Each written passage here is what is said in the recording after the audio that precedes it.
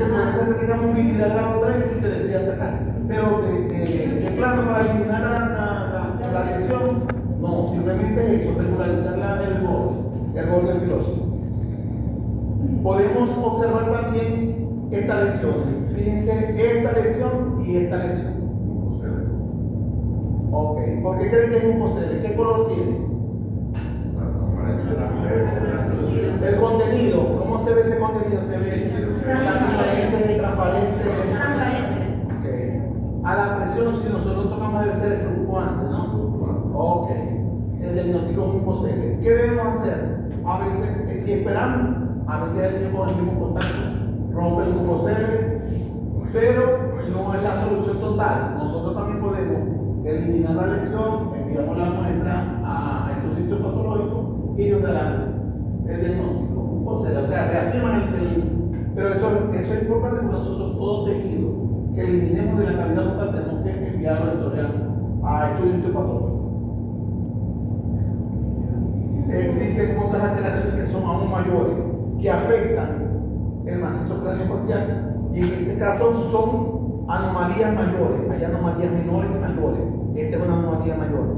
Fíjense en este caso, un paciente con trastornos del desarrollo del neurocráneo de la cara nació sin este globo ocular, el otro no ni enseña de dónde estará. Y fíjense la hendidura labiopalatina tan grande que involucra también a la fosa nasal completa. Fíjense que este tejido tenía una distensión tan grande, la presión interna es tan grande que fíjense cómo este tejido se ha ido abriendo.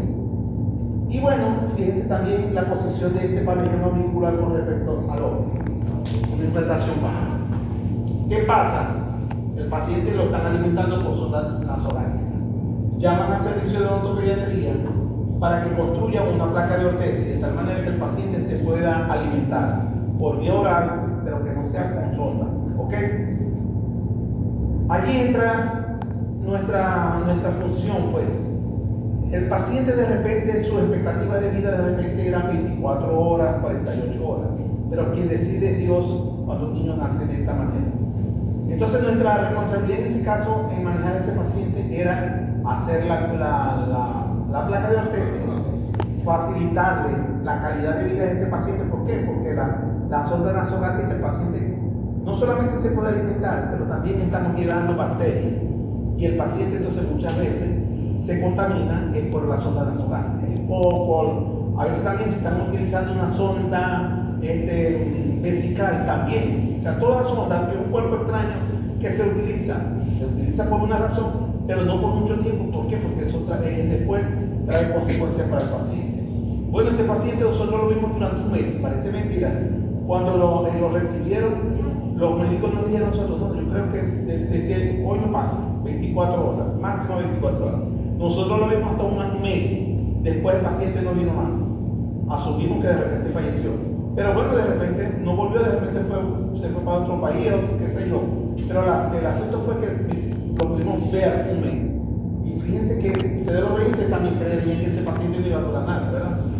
O sea, para que vean cómo las cosas de Dios, cuando una cosa va, un ser humano va a vivir o no va a vivir. Entonces, ¿cuál es la función nuestra? Bueno, hacer lo que nos corresponda para mejorar la calidad de vida del paciente y el tiempo que lo vaya a hacer. Bueno, el paciente no nos dio tiempo de hacerle cariotipo, de poderle identificar, simplemente de escribir cada una de las. Tenía problemas cardiovasculares también, alteraciones. O sea que tenía múltiples sistemas afectados, ¿ok? Del desarrollo, eso fue totalmente del desarrollo. Fíjense que todo esto no es hueso. Hay que ponerle un nombre. Y acá casos como estos, hendiduras labiopalatinas que pueden presentarse en un paciente sindrómico y un paciente totalmente sano, desde el punto de vista sistémico, que bueno, tuvo la mala suerte de que nació con una hendidura labiopalatina. Estos casos ahorita no son tan difíciles, o sea, ahorita se abordan esos casos y el paciente puede incorporarse a la vida de una mejor manera. Difíciles son estos casos, donde se requiere mayor equipo interdisciplinario, mayores necesidades del paciente y el grupo familiar, pues tienen que invertir, hasta el Estado venezolano tienen que invertir mucho dinero para ir tratando de que el paciente que recobre la normalidad, entre comillas, que le permita eso. Ahora bien, ¿cuál va a ser el protocolo de atención de un niño de 0 a 6 meses? ¿Qué podemos hacer? Lo primero que hacemos en la consulta odontológica es, primero determinar cómo vamos a examinar al paciente. ¿Qué posibilidades tenemos para examinar a un niño de 0 a 6 meses? Lo que ustedes regularmente han visto en un momento examinar en un consultorio a un niño de 0 meses o de 6 meses. ¿Cómo lo hacen? ¿Ah? Ok, la primera, si el niño es recién nacido, ustedes lo pueden hacer en una posición rodilla con rodilla. Lo podemos hacer en cualquier parte. Lo que se necesita es dos sillas, que el papá o la mamá esté en una silla y el operador en otra silla. ¿Cómo se van a colocar? Es esto. Me voy a referir en esta posición. Aquí está el operador y aquí está la mamá. El niño se coloca de frente mirando a la mamá o al papá, al representante, y el odontólogo está acá, en la parte posterior de la cabeza. Eso le permite al odontólogo examinar al paciente con una visión de 90 grados. Y el papá lo va a estar viendo, o el representante, el adulto, lo va a estar viendo en una posición de 45 grados. Permite que el odontólogo, a la medida que va examinando al paciente, le va a educar al representante, le va a indicar cada una de las estructuras que está viendo, el estado de normalidad o anormalidad que tenga, y va a ir educando en ese momento, va a ir educando al representante. Fíjate, le va a decir cuáles son los frenillos, la posición, es normal o no es normal, fíjate cómo está el paladar, le va dando todas esas explicaciones. Llega el momento, terminó la consulta y por supuesto él termina de intercambiar información con el representante. Le pregunta qué inquietudes tienes para él aclararle la duda que pueda tener. Otra posición podría ser en estas sillas que se pueden construir para niños con un peso hasta de 10 kilogramos y donde tiene un cierre mágico que le va a permitir al niño inmovilizar de tal manera que lo pueda evaluar siempre presente el representante. O si no, si estamos en un consultorio odontológico, bueno, acostamos al niño solo. La mamá se va a acostar sobre él, separándole las piernas y agarrándole las manos. Separándole, no es que va a estar con el cuerpo de ella sobre el niño, no está el peso completo sobre el niño, simplemente se hace para impedir que el niño tenga movimiento en los miembros inferiores, ¿ok? Y la misma, le va dando la misma explicación y todo lo demás. Es incorrecto que la mamá se acueste y que nosotros le pongamos el muchacho sobre el pecho a la mamá. Eso es incorrecto, incómodo y no se debe hacer. ¿Okay? Entonces esas son las tres formas que le podemos evaluar a un niño de 0 a 6 meses. Desde el punto de vista de la maloclusión, anteriormente se decía, no, vamos a atender al niño. Si hay una maloclusión, se espera que el niño, decían, tenga dentición permanente. Ya es un adolescente. No, y entonces dentición primaria.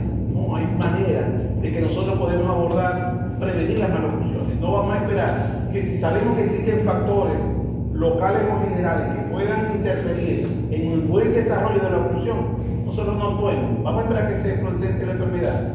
Tenemos que actuar. ¿Okay? ¿Y cuáles son esos? Desde el punto de vista ortopédico se habla de niveles nobles de prevención y habla de 4 factores. El primer factor es la respiración.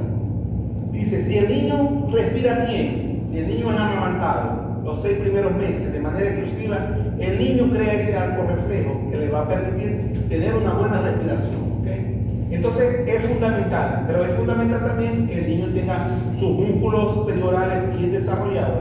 ¿Qué pasa con el niño que tiene hendidura labial? Que allí donde está la hendidura, por supuesto, ahí se pierde la percepción y la sensación. ¿Por qué? Porque hay un corte muscular y a nivel del nervio. Y entonces, ¿qué pasa? Que esa zona, cuando nosotros tratamos de aproximarla, bueno, tratamos de mejorar esa percepción, pero esa percepción y esa sensación no se logra hasta que no se logre hacer el cierre o la queloplastia. ¿Okay? Segundo nivel o segundo factor, la alimentación.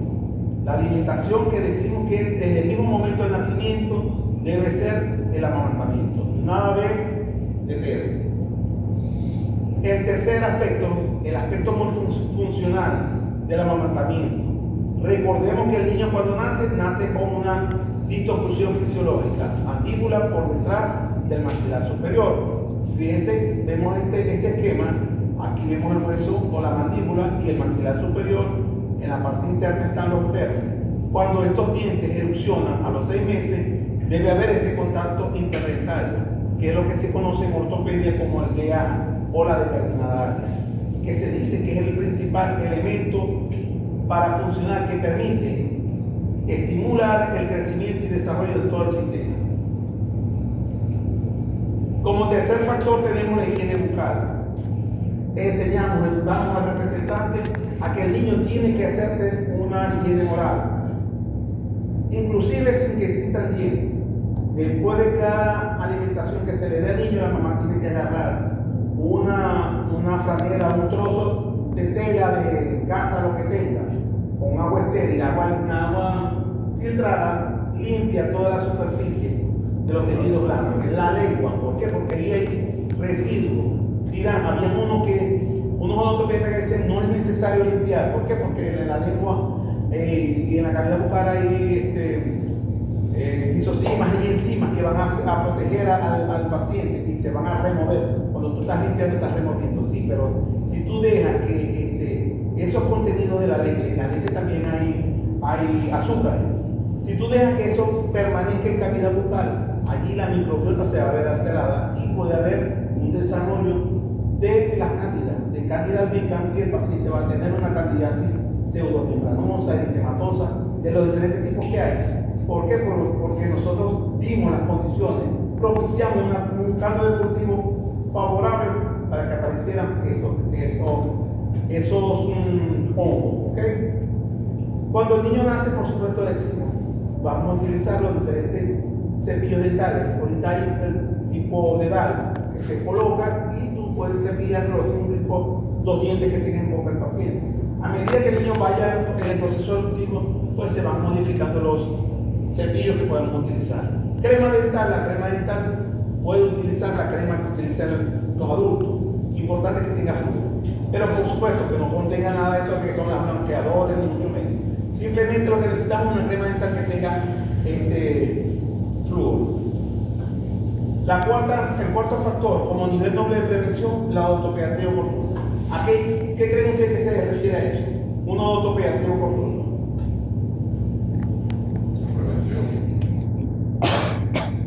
Pero ¿cuándo se dice que es oportuno? Cuando aparecen los primeros dientes de la definición primaria. Pero que la odontología no solamente es dientes. Claro, es la primera consulta del niño sano, como pediatra. La odontopediatría oportuna es que el niño acuda a consulta desde el mismo momento del nacimiento. ¿Por qué? O sea, no solamente vamos a hacer prevención de caries, prevención de cualquier patología que se pueda presentar. Estoy comunicando de la candidiasis. Que el paciente la candidiasis puede dar en un niño recién nacido, como un paciente adulto, adolescente, escolar. ¿Okay? No es, vamos a esperar que aparezca la enfermedad para poder abordar. ¿Qué estrategia vamos a tomar nosotros para atender a un niño de 7 meses a 36 meses? Estas cuatro. Vamos a ir profundizando en las anteriores. Por supuesto, las anteriores no las podemos abandonar. Higiene bucal. Ya un niño de 36 meses, ¿cuántos años debe tener? 3 años. 3 años, ya tiene toda su dentición. Entonces, por supuesto, el cepillo dental, ya el niño puede manejar el cepillo dental, dependiendo de la agilidad que tenga, de la destreza, de la madurez psicomotriz que tenga el niño.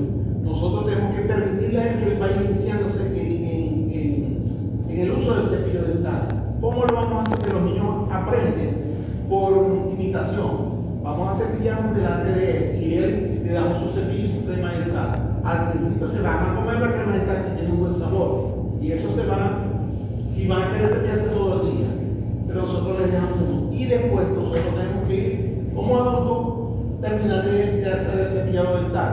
La dieta, tenemos que darle instrucciones a los padres qué dieta debe consumir el niño, qué alimentos son los altamente cariogénicos y cuáles no son cariogénicos.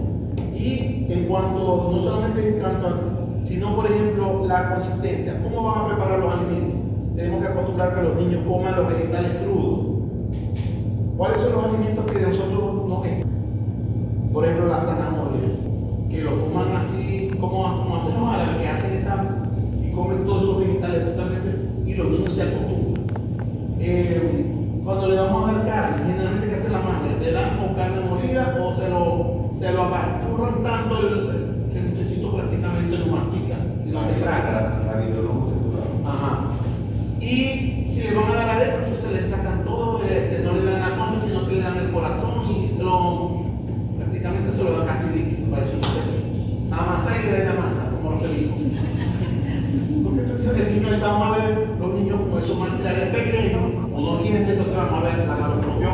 instalada. Erupción dentaria, tenemos que ir viendo el niño, ¿qué edad tiene? Tiene 2 años, solamente tiene incisivos erupcionados. Esto es una motivo de alarma porque casi todos los niños ya a los 5 meses ya le están comenzando a salir los incisivos inferiores erupcionados. En la actualidad, antes no, en nuestra época salían a los 6, 7 meses, pero ya por evolución filogénica ya se está produciendo que la erupción dentaria está evolucionando más.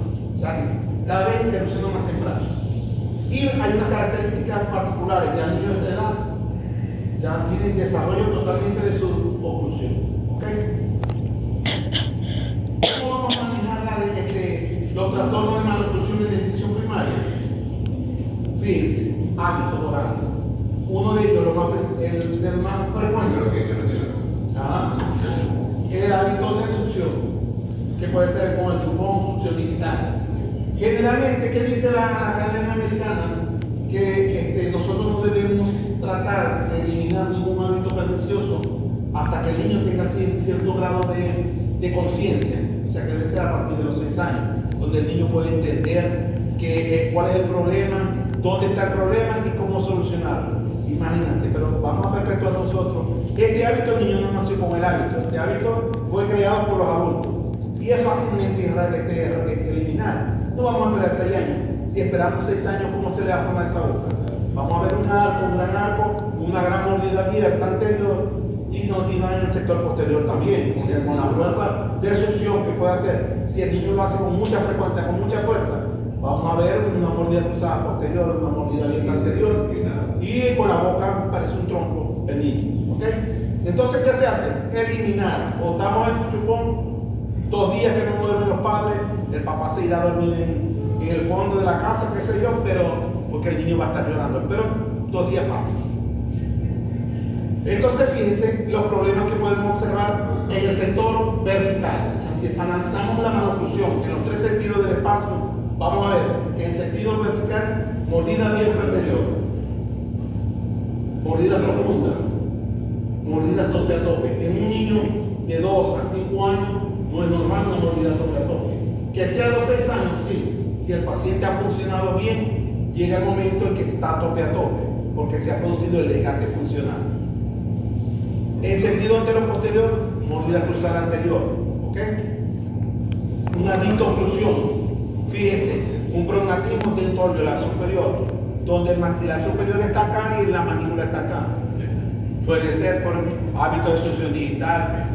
Algún problema hubo, generalmente lo produce cuando el niño tiene una succión digital del dedo pulgar, del primer dedo, que hace que ejerce una fuerza tan grande que inclina los incisivos inferiores hacia atrás y lleva todo el proceso dentro del alveolar superior hacia adelante.